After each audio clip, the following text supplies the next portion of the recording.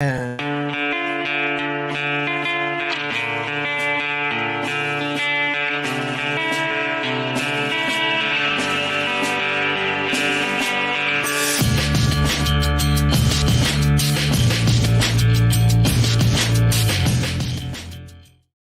hey, what's up, everybody? Welcome to the 19th annual Garden State Film Festival. We are live from the Shared Universe Podcast Lounge at the Berkeley Oceanfront Hotel. My name is Ming Chen. I'm here with the stalwart, the ever-present TJ Cullen. How are you, my friend? I'm doing all right. And I should probably turn your microphone up. Say, I think, actually, I'm going to switch mics with you. Yeah. But, yeah, here, plug that one in. Plug that one in. Why But, is that this isn't going? Or oh, there we go. You got to get closer. all right. Yeah, I was just sucking this yesterday. get real close to it. That one's not been as sensitive as my other ones here. So, yeah. I have a They're perfect. loud voice. Wherever you were, it was perfect. Right there? Yeah, closer. Like right up to the microphone. There we go. There we go. There we go. Sitting next to me is Andrew Hunsicker, everybody, from The Arrangement. How are you? Congratulations on having a film here at the Garden State Film Festival. It's thank you. It's a real honor. I mean, this is a great festival, and this is a great room. Yeah, welcome to the like Johnny this, Cash room at the Berkeley Oceanfront Hotel. The history of this room is Johnny used to own a part of this hotel back in the day. Did he really? He did. Wow. Pretty funny, right? Because you wouldn't think that. No. I wouldn't think Johnny Cash in Asbury Park. I mean, Bruce Springsteen in Asbury Park. Yeah, the word was when he would take a break, him and June Carter would come over. They truly enjoyed the Jersey Shore, was what I was told. Well, And- it's an incredible place, but I mean, and he's something else, man. He's iconic. oh yeah, there'll never be another man like Johnny No, Cash. not in They my only had opinion. one concert here, right? He only did one concert. I heard he did one show like at this hotel. So if Really? you're feeling like spirits, Oh, you're Johnny feeling, Cash? maybe a awesome ghostly presence. Hey, unfortunately, I don't know if you ever showed that, but there's a mugshot of him right over here. Yes. So I keep Yeah. looking over because it's just catches my eye. It's actually a painting, I guess. Yeah, it is a painting. Yeah. Yeah, of the mugshot. Yeah, for sure. So you were at the film The Arrangement. Yes. And what is it about? Well, it's about two lonely detectives that investigate a series of midnight deaths of Okay. highly successful people. And the only connection between the victims is the first one has a picture on her of the second. And with each death, each day, this picture changes, sending these detectives into this kind of paranoid journey into their forgotten past. So it involves the devil. Eric Roberts is in it.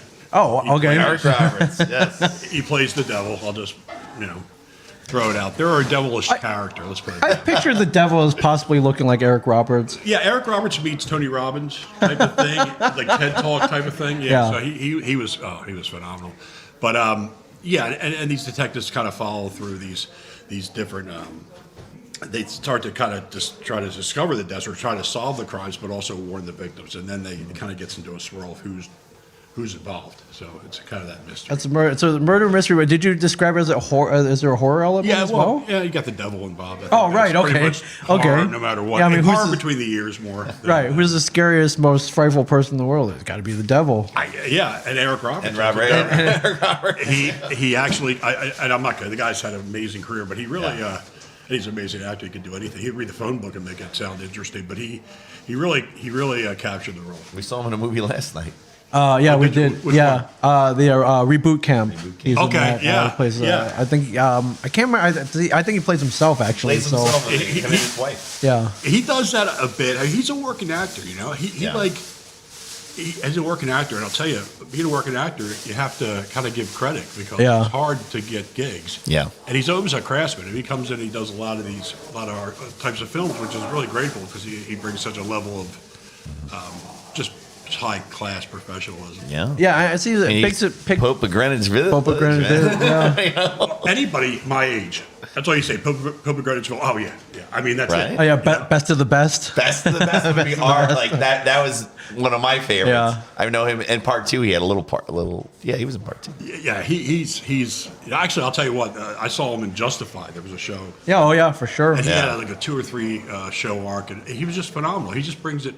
I try to find him now. On different things, and you can find him, but Yeah. even what do you call it? What's a He was in The Dark Knight too. He was in The Dark Knight. He was in The Dark He was Knight. in, Inherent Vice. Right. I mean, just amazing stuff recently. But yeah, he's just a craftsman. He comes in and kills it. I mean, a great guy. Yeah. That's amazing. Have you had films in the Garden State Film Festival before? I have not had a personal film that we produce. Okay. And I produce it with my son, Jake, who's who you'll meet later, as I heard their crew is rolling in here, and Yes. you're like, dude, let's get them on for sure. Yeah, well, I'm a producer, so I arrive early. Yeah. But you That's wrote, kind but of you my wrote thing, this right? one. No, you wrote this one. Yeah. Don't sell yourself Yeah. short, my friend. You wrote this. This is without you putting pen to paper, none of this happened. And Jake helped me spruce it up. Yeah. A funny story about that. I wrote it in the year 2000. Oh. When my son Jake was like 7. Yeah. And I wrote it based upon my wife giving me an idea saying, I always found it interesting what happens to people who sell their soul to the devil, have to give it up. Right. They have to eventually turn in the life. Yeah. How do they do The that? devil eventually cashes in. Yes, The devil always cashes in. always cashes in. And so it was written around that format, and it had a couple options through I don't know what you call the years 2000 to 2010, but the zeros, I guess. But then The aughts. the aughts, The aughts. that's what it is, the aughts. Had an option or two, couldn't get it done. Then I started acting, and I noticed about 2013 I started professionally acting, and I noticed that the stuff I was getting was kind of like, I think my script was pretty good. I think it Yeah. held up well. So Yeah. kind of went back and looked at it, and in that time, in those 15 years or so, my son Jake became a filmmaker of his own. Wow. So it was like, hey, we can maybe do this. Right. That's great. Yeah, and it's really cool. That's why in the Johnny Cash room, I got to tell you, one of the posters my son always had on his wall was Johnny Cash giving the one finger salute. Yep. Yeah. Oh yeah. Since he was, and so this Yeah. is so apropos that we're talking about it here. So you based it so was it taking place in early 2000s, or did you upgrade it to the 2020? Well, we had to. So yeah, so talk about what the technology changes. Yeah. Sure. 2000 to 2020. Beepers. I had beepers in there. I know. Yeah. No. Yeah. right. I was like, You what guys- is that? That's a smartphone. That's It's great. Like, You pull that out and you're like, wow, it's beepers. That's Yeah. great, because that's what it was. That's what it was. A beeper's like a stupid Alexa now for people. Yep. But Yeah. that was like we lived and died by that, right? Yeah. You were cool if you had a pager. Oh yeah, you were yeah. like, you're either a doctor or a drug dealer. Yeah. I had one for no Pretty reason. much. So did I. I had computer programmer. I had the one that would I could get email, but I couldn't send it. Yeah, But I yeah. thought it was so cool. And you So kind of cool. read something, Yeah. maybe 20 characters. Yeah. I paid for it myself. I was all excited. I had this beeper on me. And Yeah, no one my ever mom called got me. so mad. She's like, "Why do you have that?" And I was like, "It's cool. I could get my email." You on just it." wear it on your belt. You wear it on your Wear it, belt. Yeah, Oh, you're reading the future, man. You saw how things were going to go. But yeah, so upgrading it from that with the technology, and also, it kind of has a 24-hour. Originally, it was a 24-hour time frame. Not that it goes all over, but it kind of has that period. Right, kind of So like you like a Clerks or a Do the Right Thing that takes place in one day. Dazed and Yeah. Confused. Yeah. And you kind of go back a bit, but so like when I was writing in 2000, I was dealing with the 70s. So you imagine the leisure suit and all that Yep. kind of Sure. stuff. So Big lapels. all that yeah. stuff. So we had to upgrade all that, and Jake was amazing to help me get that updated, and also just punching the dialogue. And we had such a great family of not just my personal family with Jake. My daughter Melissa was involved. My son Nick. My wife greenlit it, so she's involved. Yeah, she's the one. She That pulls the was it. strings, and I was like, okay, approved. Absolutely. And then, but also like a couple of great film family people, Jennifer Kay, who I hope you'll meet, and Yeah. Danny Donnelly, and a bunch of Philly, New Jersey actors that we just decided to do it. And we had Great. talent within our team, so Sure. we were able to Yeah. get it over the line. It was a lot of fun, a lot of work, but it's really great. And to be in the Garden State, it's just, this is a premiere. It is the premiere. I was going to ask. Oh, is it? Yeah, Absolutely. the premiere today? No, it's not the premiere. Okay, Premiere. It's a Jersey- premiere film festival. Okay, The it is a Garden State. premiere Yeah, film, yeah. film festival for sure. Yeah. The film's out now on demand. Okay. In different outlets, but we're really excited about people being able to view it today at 3:00. In person, In yeah, person. you'll be able to see reactions, and Yep. if there's some comedy in it, you might. It's like, oh, did that? If you wrote some jokes in there, like, Oh, yeah, did we that tried- joke fly? tried- I was like, yeah. oh yeah, I knew it. I knew it was gonna kill. Well, like horror. I mean, life goes from horror to tragedy to comedy Sure. in just Yeah. sometimes a few minutes, and we try to do the same thing. Yeah, we've seen all of that at certain points in our life. I was like, like Yeah, exactly. yeah. Did you work with special effects or like blood, a lot of blood or anything? It's a funny thing. So Jake and I, and also Brian Keenan, who's a cinematographer, the idea was the shot. The audience is smart. The audience is going to know what happened. So we didn't do a lot of blood and gore on set stuff. We did Yeah. some post, but it's really, if you see a gun go off and you see someone go down, you pretty know, much you pick it up, right? That's- and so we take look at the audience and say, audience is going to get that. But but also from blood and gore. I love that, but it's expensive. It is. It's tough hard to do, and to bring a special effects artist. Yeah. Hey man, you think corn syrup's cheap? No. No, Corn and syrup to is do it not right cheap. though too, because you can do it, and it doesn't look good. I could get you fake blood and squeeze it out, and you have to get someone If you're who going to knows do what it, you really want to do it. Right. Exactly. So we have some of that, but we also tried to show the audience, we'll get it from what the action is. So, but we had some great guys. Joe Lascalia did some work, did some makeup work, and Dave Geckman did some special effects afterwards. Yeah. Do you come from a filmmaking family? You seem to have passed your love of filmmaking down to your kids, but on the top of the bloodline, were your parents filmmakers? No, or do you my have family? cousin is a filmmaker. Okay. But he's not he's my younger guy. So no, and we don't. But we actually spoke about that because we're my father's brother's grandson. So it's kind of like, where'd that come from? No, I don't think so. But my mother loved theater. Okay, so maybe that's part of it. Yeah, it was in the blood somewhere then. Yeah, but I always loved films, and Jake always loved films. He made films when he was a kid, and he knows a lot more than I do about them. So it was kind of a shared thing with not just Jake, but my family too. You said you were acting in it as well. Do you do a lot of acting? Yeah. I get a chance to do some stuff, some mostly indie stuff. I don't. I love it. I'm not. We have a guy named Brian Wilson. I don't know if you know him from the Wire. He's been in a bunch of different things. Yeah. He's in the film. I mean, it's hard to really get a lot of good work in Philly, and Brian's able to, but it's hard as an actor to really be full time. What about theater? See, theater, you got to be good for 2 hours. Yeah. In film, you got to be good for 90 seconds. That's true. So, and there's always take those. So I have a lot of respect for theater actors. Oh no, believe me. And actually, with Danny Donnelly and Amy Teresa, who are in it, Allison Kessler, they're all Dax Richardson. They're all theater-based actors. Right. Yeah. And speaking of that, we had so many long shots in the film where we just let them go, and Jake just let them go through the scenes, and it really works. They know how to move together as a cast. So theater like almost is like choreographed, but they do it by instinct now because they've been doing it so long. They have the training. Yeah, they know how to do it, and so that really helped out a lot. But I can't say enough about our actors. Our actors were. We had a bunch of them. We had Brittany Amber, who came from L.A., Eric from L.A., a guy named Mike McFadden. Yeah. Did you shoot this East Coast? Yeah, all Philly. Oh, okay. Philly area. That's cool. Yeah. You can't You got a lot of replicate. Philly background, a lot of Philly. Yeah. We shot a lot in Manayunk, a lot in West Philly, if you're familiar, around University of Pennsylvania Drexel campus. Nice. Yeah, I know where Pat's and Geno's is. Well, we didn't shoot it. That's my landmark on Passyunk Avenue. That's my landmark. All right, so Those are the two big cheesesteak joints. Although Jim's is better. Than both and they've dealt a lot of them, but I mean, and I've eaten a lot of cheesesteaks, as you can see. Sure. So I'm a expert. They're really good. There's no joke. It's No, they really are, good. and they're like 3 a.m. You have to get that 3 a.m. stand so you don't have all the stuff globble on Yeah, your shirt. the Whiz, man, the Whiz. Are they open late? They're open 24/7, bro. No. The biggest time there is like 3 a.m. Yeah. Wow. Yeah, after the bars close. But it's a funny story about Pat's and Gino. So Brittany Amber came in, and she works in L.A., and she flew in and came in and got like Sunday night at 11 o'clock, I think it was.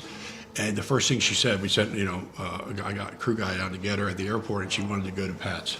Yeah. And so she went to Pat's, and she was sampling different cheesesteak places Yeah, around yeah. Philly, because when she travels, she goes to a town, she wants to kind of get the local. That's it. That's what I do. Yeah. we would be good friends, me and Brittany. So. Oh no, it was fantastic, man, and there was a lot of places to take her. I mean, so it's something else. But we had a great, really tight shoot in Philly when Eric came in.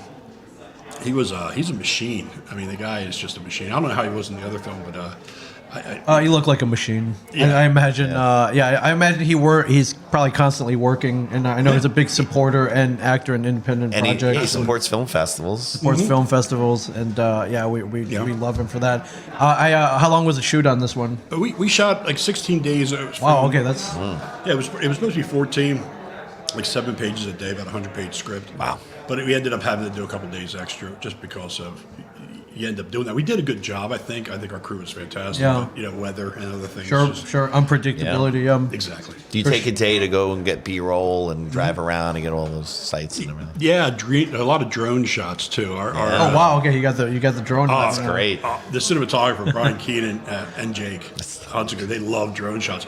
We got the first cut there was like there's so many, like it felt like 10, 15 minutes of drone shots in it, because they were so beautiful. But it was Is that how you open it up with the drone? Yeah, open it with a drone. That's and a then good way to open up a film. It is. Yeah. And these days, it's so much easier to get the kind of aerial footage. I know.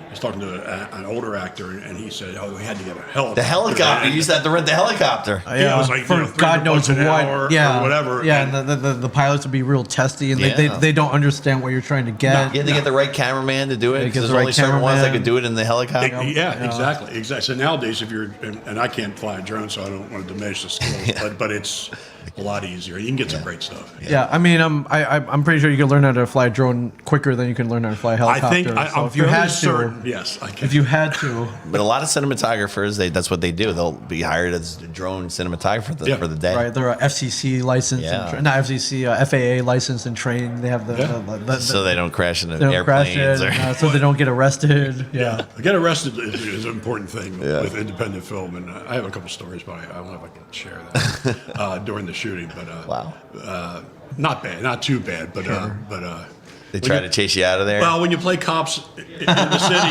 you may want to make sure that that's true. Everybody's fully informed of what you're doing. Right. I played a cop in many television shows in New York. Okay. You cannot.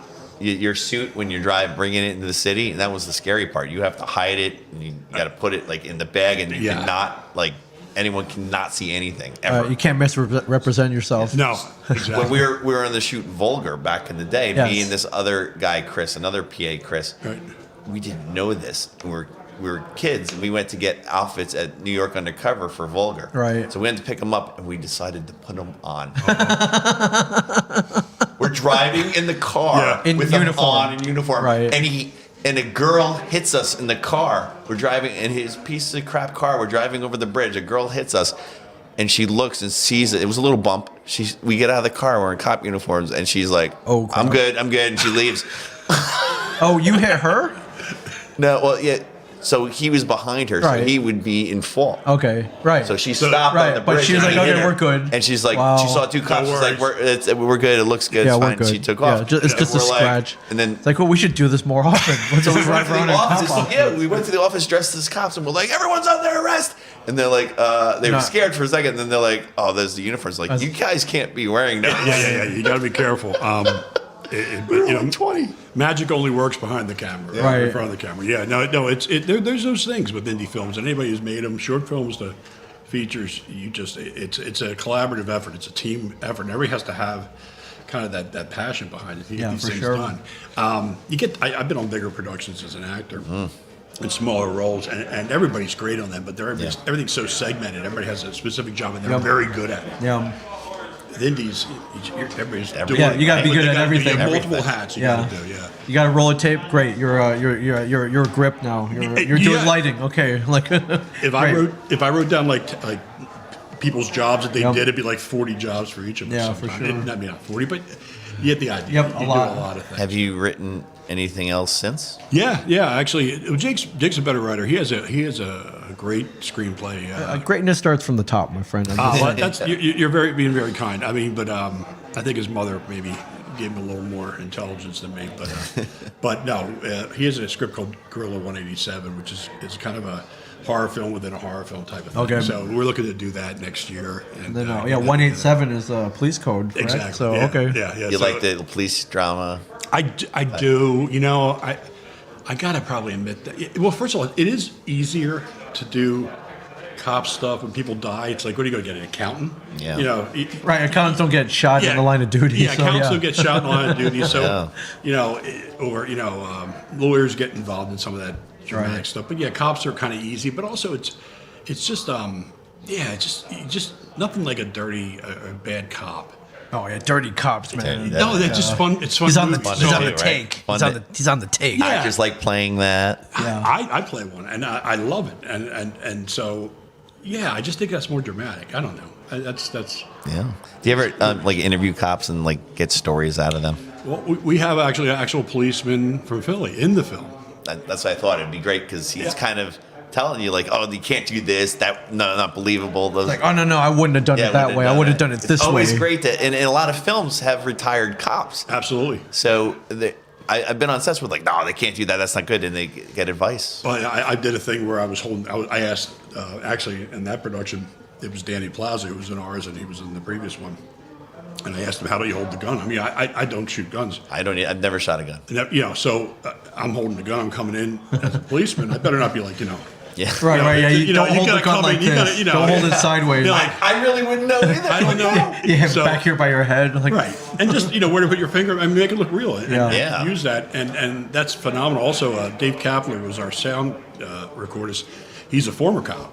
Yeah. So he also helped us out too. So it was good for that kind of authenticity. So authentic. Yeah, well, it's not a sociological study of police work, but you want to be as real as you can be. Well, if a lot of cops watching your film, they're like, oh yeah, that's crap. I would never. They would never do it like that, and then you lose credibility. Yeah. And actually, speaking of the police, the Allentown Police Department. We used their jail cells for a set for a couple of hours. Cool. So another policeman up there in Gator, awesome. he got us. So. And talk about authenticity, right? It was, you can't beat that. So when you have an indie film, are they very supportive? They were awesome. This is Allentown, Pennsylvania? Yeah. Oh yeah. wow. We shot most of it in Philly, but we did go up there because Tommy Singer, an actor, his brother-in-law Mike. He's a policeman. They got us for a couple hours. We were able to get in the drunk tank after they cleared on a Saturday morning, and then we had to leave because there was something else happening. So it was one of those things. We had 2 hours, and it was something else. But in terms of people being supportive, you get a lot of people in the community are supportive of indie film, and we appreciate it because you're really working on a lower budget on a lot of these things, and it's hard to do anyway. You need a lot of people's help, so it's always grateful. You appreciate it. Yeah, I mean, the utmost respect for anywhere. It's like, okay, you want to shoot here? Like, take it for a couple hours or the day, and what do you need? We'll help you out. Like, that kind of support it's invaluable. It's invaluable for sure. And family and friends too. I mean, I'm hitting up everybody in my family. You use this and you use that. And it does help, and I try and do the same thing when filmmakers come up. They need something. If I can do it, if I can help, we can help you out. Yeah, absolutely. Yeah. What's the runtime on this movie? It's just under 100 minutes. Wow. Okay, so it's feature length. Then. Yeah, it's feature length. It was like 99 minutes, and it's playing today at 3:00 at the Asbury Hotel. Yeah, great venue, great screening. Oh my gosh! I mean, wonderful. And come out to this. Just this whole setup, man. Right? Yeah. This room right here. Come here. Well, come to the room, but seriously, just come to the festival and watch films. They've really curated a collection. It's been amazing of amazing shorts and films, and I'm just amazed. Yeah. I mean, I knew it was a great festival. I mean, this is my first time seeing movies at the Garden State Film Festival. Yeah. I didn't know Lauren and Diane and anybody 2 years ago when they did the last one. Yeah. You missed out on that one. That was a good one. Yeah. But now that I know, like, even if when we're not podcasting, we're definitely going to be watching movies and films. So you see amazing. A lot of at festivals. You see a lot of short films, a lot of real passion-driven films that are really good filmmaking too. So you see some commercial stuff, but you see a wide range. Right. Yeah. And it's nice. Now I watched a couple of your podcast, the people you have on, you could just see the same look in their eyes, man. Oh, that like fevered kind of like passion. Yeah. Like I love my film. I love making it. I love even those tough days or those days when things weren't going well or things went completely south. Yeah. We fought through that and we got our project done. It's great stories awesome. With the filmmakers, right? There's so many great stories. That's why I do a podcast that we just talk filmmakers. Right? Yeah. Okay. Really? Yeah. Cullen on Film. It's just me, usually one-on-one or like with a group. People that are on the set. So wow, it's out there. It's on the shared universe, and I will check it out. I love. You see a sign. A bad day fishing is better than any day at work. But I mean, to me, it's a film set. A bad day on a film set is better than any day doing anything else. Well, the filmmakers, I know they want to talk. They want to tell their stories. So I kind of let them, a couple questions, but they let them go. Yeah, like just let it out. Oh, well, that's great because. Everybody, you put so much into your films. Yeah. You could speak for hours, as you know, and it's hard to kind of encapsulate into sound bites because it's such a big part of your life. But yeah, that's really cool that you do that because people do enjoy that. I know they really appreciate that. Yeah, I mean, we also appreciate hearing the stories. Yeah, that's and great. All the work you guys do. Thanks.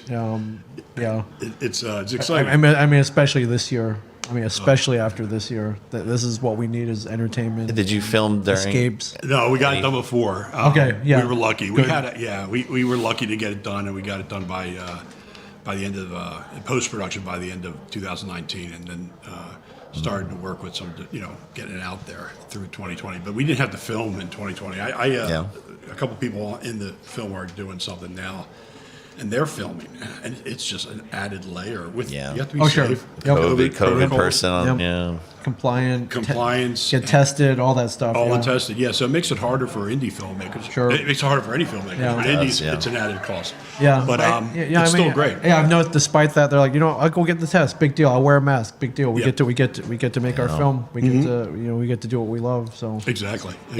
Like in New York, they're doing all the TV shows. They're filming. They're doing it. It's a little longer and tougher, but they're airing the shows and they look great. Yeah, and speaking of perseverance and keep going, this film festival, man. Yeah. Exactly. It's one of the first in-person ones to come back. It is. And we've been here all week, and it feels a little normal again. It feels good. It does. Yeah, it did. And it does. And I love watching films with a crowd. Even we haven't had done some that fun so watching long. last night and then 2 nights ago. And I saw 7 Days to Vegas. Yep. That was great. That was great. really a lot of fun. Yeah, it was a lot of fun. I was remote though, but I'm looking forward to being there with an audience. Yeah, and then even after, he was like, "Oh man, that scene was awesome. Like, how did they shoot this? Like, what camera do you think they used? How much do you think that cost? Like, just that whole it's the usual questions that you have for other you're asking fellow filmmakers or opinion. That I miss that. So how'd you get that person in the movie? And how'd you get that? Last night we're saying that he's like, I called up my friend here. He made friends in the business. They did it for nothing. Yeah, there you go. Well, that's how it works. Yeah, a lot of people, personal connections. It really does. With this one, with ours particularly, we cast it pretty much from people we knew, or a few people who were outside of who we knew. Yeah, so you got some LA people. Yeah, got some of them. But that's what it's good to see that other films that maybe have more organization, money behind it, are doing the same thing, because you want to work with people you like. Yep. Yeah, you're gonna spend that much time with them, and those long of an hours with them. Helps to like them. Like you two guys, right? Yeah. We were here all day yesterday. It was almost like shooting a film. It was. We were like here for like 16 hours, and then when we were all set, we just went. Yeah, and then we celebrated correctly afterwards. We drank some beers and invited everybody to come along for the ride. So we got to talk to everybody. And that's good. It was great. In this awesome room here. This room is worth the trip. I mean, come to the film festival. But this room is worth the trip alone. It's just really fascinating. I mean, just everything behind it. Yeah, for sure. But so you guys this is the last night. The awards are tonight. Awards are tonight. We'll be there for sure. And actually, Eric's up for the Best Supporting Actor award. So wow, okay. we are. I guess he's not here. Will you be accepting on his behalf? Should he win? Maybe I would be happy to. I'll be happy to do so. It'd be a great honor. But so I'm looking forward to that tonight. And they got some great actors out there though. In categories. Yeah, there is. It's a tight one. Yeah. It really is.